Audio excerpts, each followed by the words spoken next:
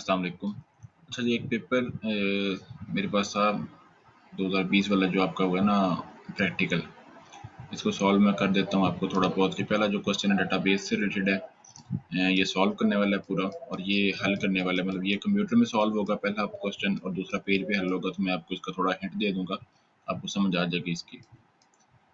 पहला question database का है। इसमें कह रहा है create a new table in design view and add field to the table given below.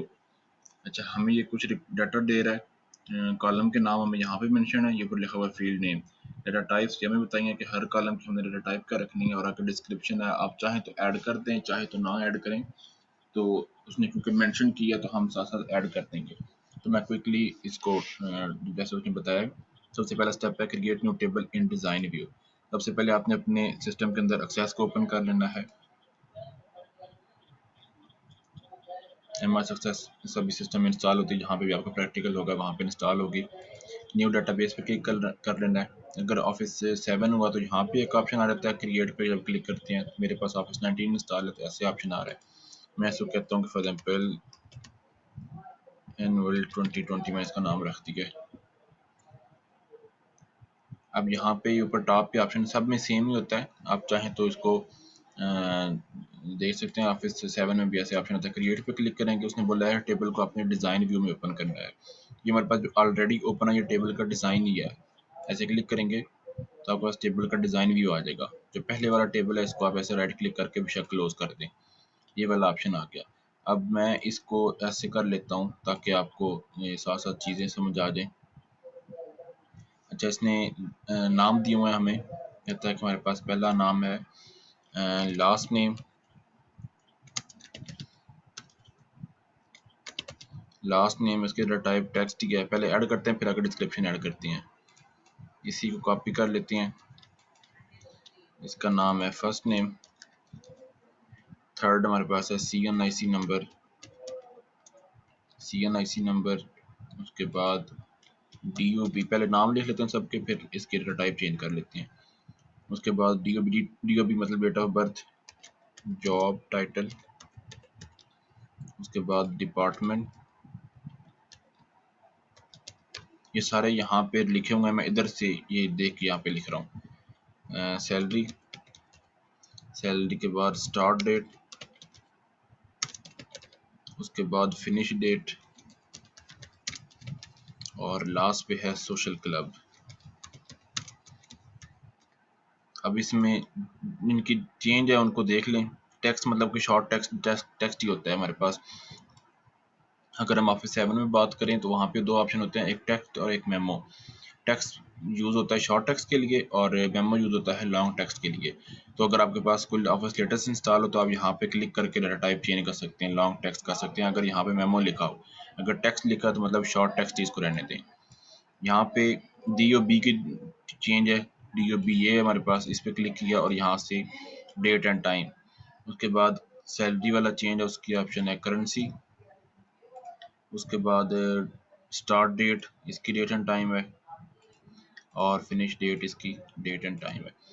और सोशल क्लब का यस नो है, यस नो। अब डिस्क्रिप्शन इधर लिखी हुई है, डिस्क्रिप्शन हम ऐड कर लेते हैं। Enter employ surname.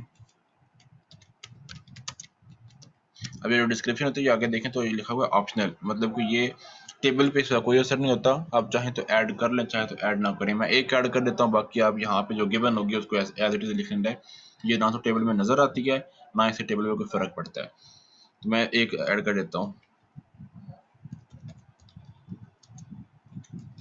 ये सिंपल आप कह लो, जिस तरह कमेंट्स हम लिखते हैं ना वैसे हैं। ये कमेंट्स हैं, ऊपर लिखा हुआ ऑप्शनल। लिखो तो अच्छी बात है, ना लिखो तब भी कोई फर्क नहीं पड़ता। अब सेकंड पॉइंट देख लेते हैं। कहते हैं make the CNIC field as primary key and save the table as employ. कहता है कि जो CNIC नंबर ये वाला कॉलम है, इसको प्राइमरी की बना दो। कैसे बनती है प्राइमरी की? राइट क्लिक करके ये प्राइमरी की बन गई। अगर यहाँ से समझ ना आए तो आप सिंपली यहाँ पे क्लिक करके, इधर ऊपर ऑप्शन भी आता है प्राइमरी की का, मैं दिखाता हूँ आपको। किधर गया इसका ऑप्शन? इधर ऊपर ऑप्शन आता है, अभी आ क्यों नहीं रहा? सॉरी, वो आएगा उसका जो दूसरा व्यू होता है उसके अंदर। सिंपली आप इस पे राइट क्लिक करके तो इसको आप प्राइमरी की बना सकते हैं यहाँ से। तो ये उसने बोला था CNIC को प्राइमरी की बनाना है, मैंने CNIC को प्राइमरी की बना दिया। थर्ड वाला पॉइंट देख लेते हैं। उसने बोला था कि इसको आपने सेव करना है और नाम रखना है एम्प्लॉय। दो ऑप्शन है, आप सिंपल कंट्रोल एस से सेव कर लो या फिर आप इधर फाइल पे क्लिक करके और सेव एज पे क्लिक कर लो। तो मैं कंट्रोल एस से सेव कर लेता हूँ। यहाँ पे वो कहता है कि टेबल का नाम दो, टेबल का नाम उसने बोला था एम्प्लॉय रखना है, एम्प्लॉय नाम रख दिया, ओके कर दिया। तो ये टेबल का नाम ऊपर एम्प्लॉय आ गया और यहाँ पे भी टेबल सेव हो गया। Third point, open the table in data sheet view and add 5 record in the table. View कैसे चेंज करना है, ये टॉप पे यहाँ पे ये लेफ्ट साइड पे व्यू का ऑप्शन है, इस पे क्लिक करनी है और ये डाटा शीट व्यू कहता है यहाँ पे 5 रिकॉर्ड ऐड करो। मैं रैंडम कोई 5 रिकॉर्ड ऐड कर देता हूँ। For example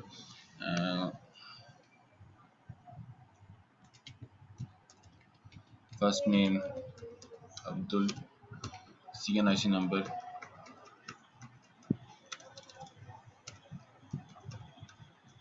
date of birth, मैं रैंडम यहाँ से चूज कर लेता हूँ डेट ऑफ बर्थ। आप देख लीजिएगा अपने मुताबिक।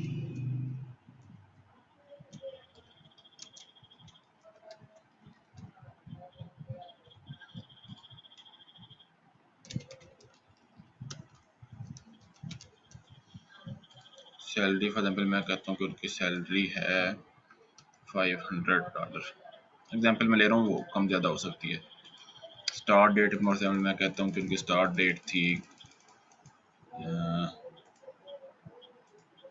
और फिनिश डेट उनकी है रैंडम मैंने कर रहा हूँ। और सोशल क्लब यूज़ करते हैं, ऐसे क्लिक कर दोगे तो मतलब यस हो गया सोशल क्लब। वहाँ पे दो ऑप्शन थे ना, यस नो, यस नो रहा था। तो अगर टिक कर दिया तो मतलब यस, और अगर टिक नहीं किया तो मतलब नो। नेक्स्ट एंटर कर देता हूँ मैं यहाँ पे फॉर एग्जाम्पल अपना नाम लिख देता हूँ। लास्ट नेम होता है, 2 सेकंड हम नाम यूज करते हैं। मेरा नाम शहबाज अशरफ है तो मैं अशरफ पहले लिख रहा हूँ, शहबाज बाद में लिख रहा हूँ।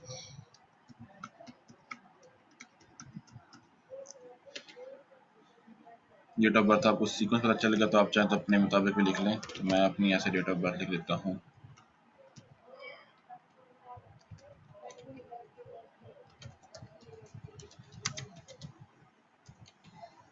मैं फॉर एग्जाम्पल कहता हूँ कि मेरी सैलरी है $50। स्टार्ट डेट कोई भी यहाँ से आप लिख लें, मैं रैंडम एक पिक कर दिया। सोशल क्लब फॉर एग्जाम्पल मैं यूज़ नहीं कर रहा। इसी तरह आपने 5 रिकॉर्ड ऐड करने, उसने बोला ना 5 रिकॉर्ड ऐड करने हैं, तो इसी तरह जिसने रिकॉर्ड वो बोल रहा है मतलब जो उसने काम हमसे करवाना है वो 2 रिकॉर्ड में भी हो जाएगा। ऐसे इसी तरह आप 5 रिकॉर्ड ऐड कर सकते हैं। कहते हैं नेक्स्ट, कहता है open employ table and apply validation rule on CNIC number that must not be zero. कहते हैं CNIC के ऊपर वैलिडेशन रूल लगाओ और वो जीरो नहीं होना चाहिए। वो कैसे होगा, आप इस टेबल को सेव कर लें कंट्रोल एस से, यहाँ पे व्यू पे क्लिक करके दोबारा इसको आप ले आए डाटा शीट व्यू में, सॉरी डिज़ाइन व्यू में। अब जहाँ पे आपने इधर से CNIC को चूज कर लेना, जिसके ऊपर आपने रूल लगाना है उसको क्लिक कर लेना है। जब आप उसको क्लिक करोगे तो यहाँ पे नीचे ये डिफरेंट प्रॉपर्टीज आपको नजर आ रही हैं। मैं यहाँ पे जूम कर देता हूँ ताकि आपको नजर आ जाए। जिस कॉलम के ऊपर आपने लगानी है उसको सिलेक्ट कर लें यहाँ से और नीचे आ जाए। यहाँ पे ये लिखा हुआ है वैलिडेशन रूल। वैलिडेशन रूल में अब अगर आपको पता है कैसे लगाते हैं, फॉर एग्जाम्पल लिखा हुआ जिस तरह एज होती है, कहता है कि रूल लगाओ कि एज ग्रेटर देन 0, तो सिंपल ग्रेटर देन 0 ये रूल लग गया। और अगर कहता है कि नॉट इक्वल टू 0 तो उसके लिए हम लिखते हैं ये होता है नॉट इक्वल टू 0। अगर आपको समझ नहीं आ रही तो आप सिंपल यहाँ पे ये 3 डॉट्स पे क्लिक कर लो, आपके सामने एक नई विंडो इस तरह ओपन हो जाएगी। यहाँ पे आपको नहीं समझ लग रही कि क्या करना है तो आप यहाँ पे देख लो, आपने जो काम करना है क्या वो कॉन्स्टेंट्स पे लगना है या ऑपरेटर्स पे लगना है। तो क्योंकि ये नॉट इक्वल वाला ऑपरेटर होता है तो इस ऑपरेटर पे क्लिक किया, अब यहाँ पे सारे आ गए। अब नॉट इक्वल टू कौन सा होता है, अरिथमेटिक ऑपरेटर होता है। अब यहाँ पे वो आपको इससे देख लें, अगर कंपेरिजन वाला होता है, कंपैरिजन करेंगे तो ये आपके पास नॉट इक्वल वाला आ गया। Greater than equal, less than equal, अगर कोई लॉजिकल ऑपरेटर है एंड और नॉट तो यहाँ से आप लगा सकती हैं। ठीक है, अगर आपको नहीं पता और अगर पता है तो आप डायरेक्ट लिख लो। जिस तरह मुझे पता था मैंने डायरेक्ट लिख दिया नॉट इक्वल टू, ऐसे लगाते हैं। यहाँ पे आप क्लिक करोगे, फॉर एग्जाम्पल आपने ये लिखा, मैं यहाँ पे पहले रिमूव कर देता हूँ। ये आपने चूज कर लिया, डबल क्लिक किया नॉट इक्वल और उसने कहा था 0 के इक्वल ना हो, तो ये हमने क्लिक किया तो ये रूल हमारे पास लग गया। अब उसमें उसने वैलिडेशन टेक्स्ट का नहीं बोला।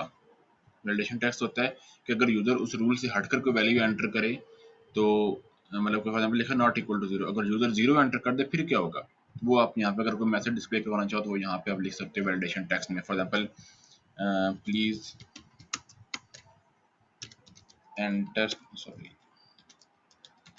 Enter correct CNIC। ठीक है, ये हमने सेव कर दिया वैलिडेशन रूल के साथ। उसने कह दिया data integrity rules have been change, existing data may not be valid for new rules.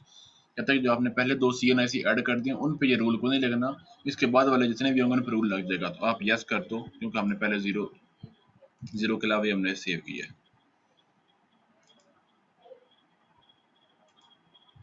अच्छा, अब इसमें इशू क्या है कि इसमें यहाँ पे कहीं पे ना डिफॉल्ट वैल्यू शायद चल रही हो CNIC के अंदर। अच्छा, ये इशू उसी दे रहा है कोई 2 आपने जो रिकॉर्ड ऐड किए हुए हैं, तो मैं इस रूल को रिमूव कर देता हूँ। मैं पहले इधर से जो CNIC है उनको ख़त्म कर देता हूँ ताकि ये रिकॉर्ड को एक्सेप्ट कर ले। इसको डिलीट कर देता हूँ, इसको भी डिलीट कर देता हूँ।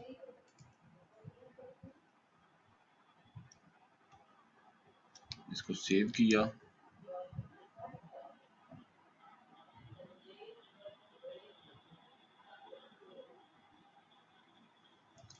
अच्छा, अब इशू इसमें क्या आ रहा है कि उसने CNIC हमसे बनवाई है प्राइमरी की, तो क्योंकि प्राइमरी की के ऊपर रूल नहीं लग सकता, प्राइमरी की बाय डिफ़ॉल्ट ही वो ज़ीरो नल नहीं होती।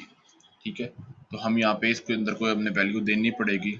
मैं यहाँ पे इधर फॉर एग्जाम्पल मैं 1 दे देता हूँ और ऊपर मैं फॉर एग्जाम्पल 2 दे देता हूँ। अभी रैंडम मैंने वैल्यू दे दी है। अब रूल लगा के चेक करते हैं मे बी इम्प्लीमेंट हो जाए। CNIC और यहाँ पे रूल उसने कहा था कि not equal to 0, save, yes. वो सेम वही रूल दे रहा है क्योंकि ये प्राइमरी की है, इसके ऊपर रूल नहीं लगेगा। तो हमें प्राइमरी की को इसको ख़त्म करना पड़ेगा अगर हम रूल लगाना है तो। सेव कर देते हैं, नेक्स्ट देख लेते हैं। वो क्योंकि प्राइमरी की आप सिंपल वहाँ बता सकते हो क्योंकि CNIC के ऊपर रूल बाय डिफ़ॉल्ट प्राइमरी की वाले रूल जो हैं वो लगे हुए हैं, तो इसलिए यहाँ पे हम और वैलिडेशन रूल लगा रहे हैं तो वो एक्सेप्ट नहीं कर रहा। नेक्स्ट हमारे पास है open employ table and employ validation. ठीक है, ये हो गया। Hide last name, first name and CNIC and department. कहता है ये 4 कॉलम को हाइड कर दो। हाइड कैसे करती हैं? हाइड का सिंपल सा मेथड है, इधर से सिलेक्ट किया कॉलम को, राइट क्लिक किया और ये ऑप्शन है हाइड फील्ड। हाइड करते हैं जो उसने बोले हैं, first name, last name, CNIC और डिपार्टमेंट। ये 4 कॉलम हमारे पास हाइड हो गए। अनहाइड करना है तो आप सिंपल यहाँ पे क्लिक करके अनहाइड पे कर दो, वो आपको दिखाएगा कौन कौन से कॉलम हाइड है। यहाँ पे आप देखो ना, उसने चेक नहीं किया, आप ऐसे क्लिक कर दो वो वाले कॉलम वापस आ जाएंगे। क्लोज किया तो सारे कॉलम वापस आ गए, लास्ट नेम भी आ गया, फर्स्ट नेम भी आ गया, CNIC भी आ गया, जो हमने हाइड किए थे। मल्टीपल करने तो मल्टीपल इकट्ठे भी हो जाते हैं, ऐसे करें सिलेक्ट, सॉरी ऐसे इकट्ठे सिलेक्ट कर लें, राइट क्लिक करें और ये हाइड का ऑप्शन है, मल्टीपल इकट्ठे भी हो जाते हैं। वो आपके पास है कि आप कैसे करना चाहते हैं। अनहाइड में कर लेता हूँ ताकि अगर कोई नेक्स्ट उसने काम करवाना है हमसे तो हम कर लें। और लास्ट में उसने बोला हुआ है rename employ table to worker detail. अगर आपने टेबल को रीनेम करना हो तो उसके लिए पहले आपको टेबल को सेव करके इधर से क्लोज करना पड़ेगा। यहाँ पे आप टेबल पे क्लिक करोगे और यहाँ पे ऑप्शन आपको मिल जाएगा रीनेम का। रीनेम में उसने बोला है कि आपने इसका नाम रखना है वर्कर डिटेल, तो मैं यहाँ पे राइट क्लिक करके रीनेम किया। आप सिंपल F2 भी प्रेस कर सकते हो। उसने लिखा था वर्कर डिटेल, ये हमने टेबल को रीनेम कर दिया। डबल क्लिक करके ओपन करेंगे तो अब यहाँ पे एम्प्लॉय नहीं आ रहा, यहाँ पे वर्कर डिटेल आ रहा है। तो ये सारी डिटेल थी जो इस पेपर के अंदर उसने ऐड की हुई थी।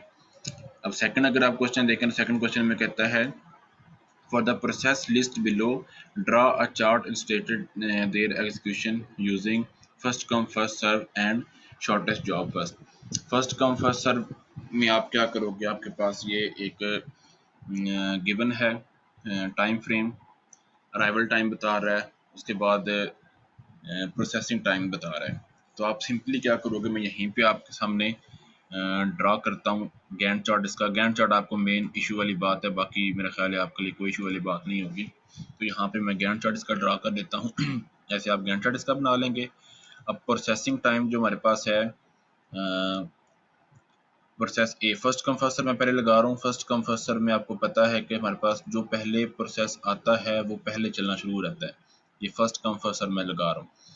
فرسٹ کم فرسٹ میں ہمارے پاس یہ والا پروسیس پہلے آ رہا ہے 0 سیکنڈ کے اوپر, تو ہم اس کو پہلے چلا دیں گے. 3 سیکنڈ کا ہے تو میں نے یہاں پہ اس کے لیے 3 سیکنڈ کے لیے ایک اس کی بار بنا دی. ادھر اس کا نام لکھ لیتے ہیں, پروسیس کا نام ہے اے. یہاں پہ آ جائے گا 0, آپ کو پتہ ہے ہم شروع 0 سے کرتے ہیں. اور ادھر آ جائے گا آپ کے پاس 3, کیونکہ 3 سیکنڈ کا پروسیس تھا, 3 سیکنڈ ہم نے چلا دیا. نیکسٹ پروسیس ہے 6 سیکنڈ کا, لائن لگا دیں. یہ 3 سیکنڈ والا تھا, چھوٹا باکس ہے اس کا. یہ تقریباً 6 سیکنڈ والا پروسیس ہے, یہ تھوڑا باکس بڑا بنانا پڑے گا آپ کو. یہاں پہ آپ بی پروسیس آ گیا اور اس کا ٹائم بن جائے گا 3 جمع 6 9, تو یہاں پہ آپ 9 لکھ دیں گے. نیکسٹ آپ کے پاس آ جائے گا پروسیس سی. پروسیس سی میں آپ نے لائن لگا دینی ہے 4 سیکنڈ کے بعد, تو میں یہاں پہ لگا دیتا ہوں 9 جمع 4, سمپل سی لاجک ہے, 13 آ جائے گا.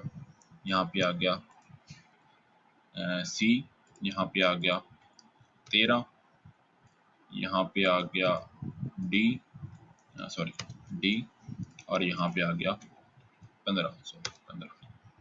یہ آپ کا پروسیس جو ہے یہ گینٹ چارٹ بن گیا فرسٹ کم فرسٹ سرو کے لحاظ سے. 6 جمع 3 9, 4 13 اور 2 15, مطلب ہمارا گینٹ چارٹ ٹھیک بن گیا. گینٹ چارٹ بن گیا. اب اسی کا آپ نکالیں گے آگے فنش ٹائم, اس کے بعد وہ باقی جو ڈیٹیل ہوگی اس کی آپ نکالیں گے. تو وہ کیسے نکلے گی میں یہاں پہ آپ کو تھوڑا ڈیٹیل بتا دیتا ہوں, آپ کو شاید ریکال ہو جائے.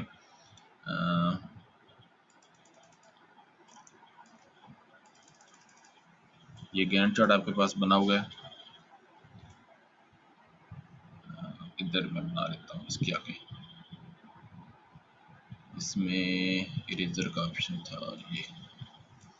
اچھا, اس کے آگے میں بنانا ہے گینٹ چارٹ, گینٹ چارٹ بن گیا تھا. اس کے آگے ہم نے ڈیٹیل ایڈ کرنی ہے, تو اس کے آگے میں بنا لیتا ہوں. ایک کالم بن جائے گا فنش ٹائم کا, ایک کالم بن جائے گا ویٹنگ ٹائم کا, اور ایک کالم بن جائے گا ٹرن اراؤنڈ ٹائم کا. آپ کو اگر بتائے وہ کہ ٹرن اراؤنڈ ٹائم نکالیں تو آپ ایڈ کر دیں, اور اگر نہ بتائے تو آپ رہنے بھی دے سکتے ہیں, کوئی مسئلہ بات نہیں. میں یہاں پہ ایڈ کر دیتا ہوں تاکہ میرے پاس تینوں چیزیں ہو جائیں. اب یہ والے اوپر آپ اس کے لیے الگ ٹیبل بناؤ گے, میں اسی کے ساتھ ایڈ کر رہا ہوں تاکہ مجھے یہ چیز دوبارہ نہ کرنی پڑے.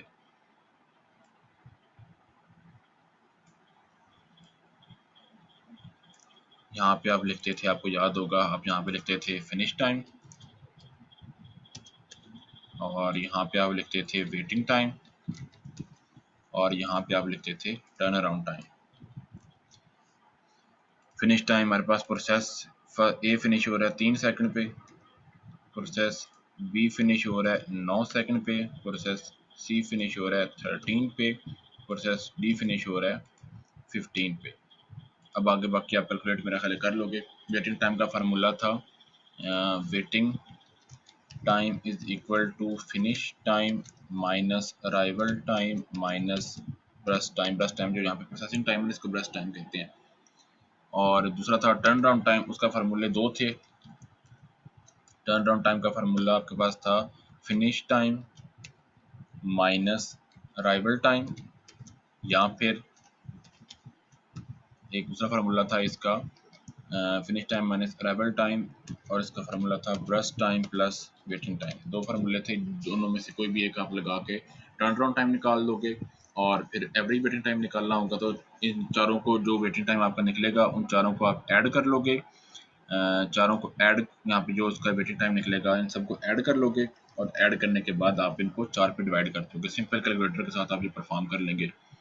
اور ٹرن اراؤنڈ ٹائم بھی ایسے چاروں نکل آئیں گے, چاروں کو ایڈ کرنا اور نیچے لکھ دینا ایوریج ٹرن اراؤنڈ ٹائم, اور وہ آپ کا نکل آئے گا. ٹھیک ہے, یہی سیم کام آپ نے کرنا ہوگا شارٹیسٹ جاب فرسٹ کے ساتھ. اب شارٹیسٹ جاب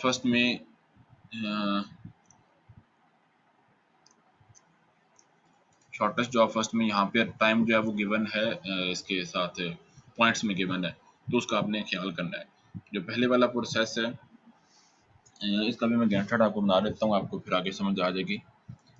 اس کا گینٹ چارٹ ادھر ہی میں بنا دیتا ہوں. یہ اس کا گینٹ چارٹ, اس میں سب سے پہلا ہمارے پاس پروسیس چلے گا प्रोसेस ए, क्योंकि 0 सेकंड पे ये तीनों प्रोसेस आए हुए नहीं है, तो हम इनको कंपेयर भी नहीं करेंगे। शॉर्टेस्ट जॉब फर्स्ट में आपको पता है कि दो तरह से होती है, एक होती है प्रिमिटिव और एक होती है नॉन प्रिमिटिव। जो प्रिमिटिव है उसमें तो बस सिंपल एक जो प्रोसेस चलना शुरू हो गया वो चल जाएगा।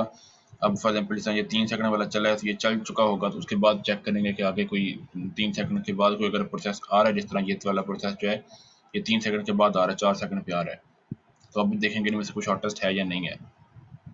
ठीक है, ये 3 सेकंड पे ये चलना शुरू होगा, 6 सेकंड पे 3 सेकंड का ये चलेगा, उसके बाद ये P2 चलना शुरू हो गया, क्योंकि 1 सेकंड पे और कोई प्रोसेस आया हुआ नहीं था, 3 सेकंड तक कोई और प्रोसेस आया हुआ नहीं था, तो ये चलेगा। तो ये डायरेक्टली जो नॉन प्रिमिटिव है उसमें तो सिंपल पहले P1 पहले ए प्रोसेस, फिर बी प्रोसेस, फिर डी वाला प्रोसेस और फिर सी वाला प्रोसेस चलेगा।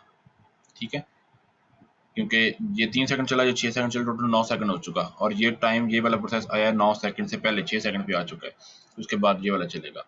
सबसे पहले प्रोसेस ए, मैं यहाँ पे लिख देता हूँ, प्रोसेस ए चला, ये चला 3 सेकंड के लिए,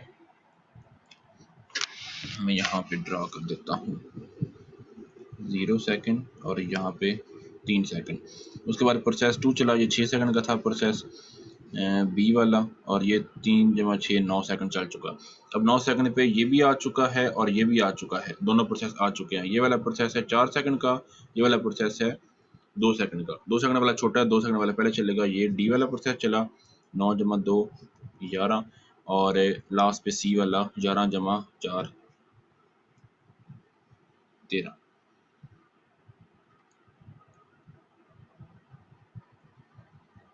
3 सेकंड, 3 जमा 6 9 सेकंड, 9 के 9 2 11, 4 और 4 सॉरी यहाँ पे 15 आता है, मैंने मिस्टेक कर दी है, यहाँ पे 15 आता है, यहाँ पे 11 और 4 15। ठीक है, ये बन जाएगा नॉन प्रिमिटिव के लिए। और अगर आपने प्रिमिटिव करना हो तो प्रिमिटिव वाला थोड़ा सा डिफरेंट होता है, आपको शायद आइडिया होगा। मैं एक मिनट ड्रा करता हूँ। प्रिमिटिव वाला आपके पास थोड़ा सा डिफरेंट होगा। प्रिमिटिव वाले में आपने क्या करना होगा, वो भी ऑलमोस्ट इसी की तरह का होगा, बस फर्क थोड़ा सा आ जाएगा। अब यहाँ पे प्रोसेस 1 सबसे पहले चलेगा, प्रोसेस जो ए है, प्रोसेस ए ये चला, 0 सेकंड पे चलना शुरू हो गया। ये 1 सेकंड चल रहा है तो ये वाला प्रोसेस आ गया बी वाला, लेकिन वो 1 सेकंड चल चुका है, बाकी इसका टाइम रह गया 3 माइनस 1 सेकंड चल चुका है, बाकी रह गया 2 सेकंड। जो नया प्रोसेस आया है वो है 6 सेकंड का, जो नया प्रोसेस आया है वो है 6 सेकंड का, तो 2 सेकंड वाला लोएस्ट है, तो हम इसी को आगे चलाएंगे। अब ये 6 सेकंड चलिए 4 सेकंड तक जाके 4 सेकंड पे जाके खत्म होगा। हम 3 सेकंड पे इसको खत्म करते हैं। 3 सेकंड पे हमारे पास बी वाला प्रोसेस चलना शुरू हो गया, 3 सेकंड पे बी वाला प्रोसेस चलना शुरू हो गया। ये अभी 1 सेकंड ही चला था 4 पे, तो इसका बाकी रह गया 5 सेकंड, और जो नया प्रोसेस आया है वो है 4 सेकंड का, मतलब ये शॉर्टेस्ट है, तो हम इसको 1 सेकंड ही चलाकर इसको रोक देंगे और प्रोसेस सी को चलना शुरू कर देंगे। प्रोसेस सी 2 सेकंड चला है, प्रोसेस सी 2 सेकंड चलेगा, इसके बाकी रह जाएंगे 2 सेकंड, और हमारे पास जो नया प्रोसेस आया है वो भी 2 सेकंड का है। अब हमारे पास चॉइस है, दोनों इक्वल हैं, तो हम मैं सी को कंटिन्यू कर रहा हूँ। सी कंटिन्यू मैंने किया, तो 4 जमा 4 8। अब हमारे पास नीचे वाला प्रोसेस जो है, ऊपर वाला एक ये वाला प्रोसेस खत्म हो गया, ये वाला प्रोसेस खत्म हो गया। अब हमारे पास प्रोसेस रहता है ये वाला 5 सेकंड वाला और ये 2 सेकंड वाला। 2 वाला शॉर्टेस्ट है तो हम इसको चला देंगे, प्रोसेस डी 8 जमा 2 10, और लास्ट पे ये वाला प्रोसेस बी रह गया, ये 5 सेकंड का और ये 15 पे। इसी की तरह आप इसका गैंट चार्ट बना लोगे, गैंट चार्ट बन गया, और फिर आप इसका अराइवल टाइम आपके पास गिवन है, बस टाइम गिवन है, आप इसके आगे निकाल लो वेटिंग टाइम और एवरेज वेटिंग टाइम, जैसे आपको मैंने बताया। थर्ड आपके पास रहेगी चीज़ जो इस पेपर के अंदर है, वो है ये वाला, assume 6 devices are arranged in a mesh topology. Simple सी आपने मैश टोपोलॉजी बनानी है, 6 आपके पास डिवाइसेस हैं, 6 डिवाइसेस मैं बना लेता हूँ, यहाँ पे सिंपल सी बना लेता हूँ। ये एक डिवाइस, दूसरी डिवाइस, तीसरी डिवाइस, रैंडम में बना रहा हूँ, फिर ऊपर नीचे हो सकता है, चौथी डिवाइस, पांचवी डिवाइस और छठी डिवाइस। मैश टोपोलॉजी इसकी क्या बनेगी, सिंपल, हर जो डिवाइस है उसने बाकी डिवाइस के साथ कनेक्टेड होना है, ये मैश टोपोलॉजी बन रही है। इसमें आप ऐड कर सकते हैं जो मैश टोपोलॉजी की दो टाइप्स मैंने बताई थी, आपको पढ़ाई भी थी। एक होती है सिंपल मैश टोपोलॉजी, सॉरी एक होती है फुल मैश टोपोलॉजी, एक होती है पार्शियल मैश टोपोलॉजी। जो अभी मैं ड्रा कर रहा हूँ ये फुल मैश टोपोलॉजी है। हर डिवाइस ने दूसरी डिवाइस के साथ कनेक्टेड होना है। आप इनको नाम दे सकते हैं जो नोड्स हैं, ए बी सी ऐसे करके नाम इनको आप दे लो। हर डिवाइस ने दूसरी डिवाइस का देखना है। अब 6 डिवाइस हैं तो मतलब हर डिवाइस से 5 लाइनें निकलेंगी, तो आपने गिन लेनी है कि शायद कम ज़्यादा हो।